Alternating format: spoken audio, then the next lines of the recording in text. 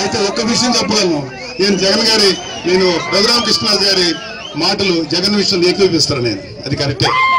కాకపోతే అతను ఈ మధ్యన గెటప్ మార్చి ఈ మధ్యన ఇట్లా వచ్చాడు. అంటే గెటప్ అంటే విగ్గు పెట్టుకున్నంత విషయం నేను చెప్పకూడదండి ఇక్కడ అతనికి. ఎందుకంటే నేను సినిమాల్లోనూ సీరియల్స్ విగ్గు పెట్టుకుంటాను. ఇప్పుడు నేను ఏ విగ్గు లేకుండా ప్యూర్గా వచ్చాను. ఆయన మాత్రం బయట ఏమి ఉండదు కానీ విగ్గు పెట్టుకుని తిరుగుతున్నాడు. ఎందుకంటే అసలు రూపం మారుస్తున్నాడు. అతని క్యారెక్టర్ కూడా చూసుకోండి జాగ్రత్తగా. 350 కోట్లు బ్యాంకులు ఎగ్గొట్టాడు. ఆ డబ్బులు అతని మీద ఒక ఈడీ కేసు ఉంది, ఎన్ఫోర్స్మెంట్ డైరెక్టరీ కేసు. త్వరలో లోపలికి వెళ్ళిపోయే అవకాశం అతను కూడా ఉంది. ఇక శివరామరాజు గురించి చెప్పాలంటే, ఈ శివరామరాజు అక్వా ప్రాసెసింగ్ యూనిట్స్ పెట్టి నేలని గాలిని నీళ్ళని మొత్తాన్ని కలుషితం చేశాడు. వీళ్ళ మనకి మంచి పరిపాలన ఇచ్చేది, వీళ్ళ మనకి సేవ చేసేది.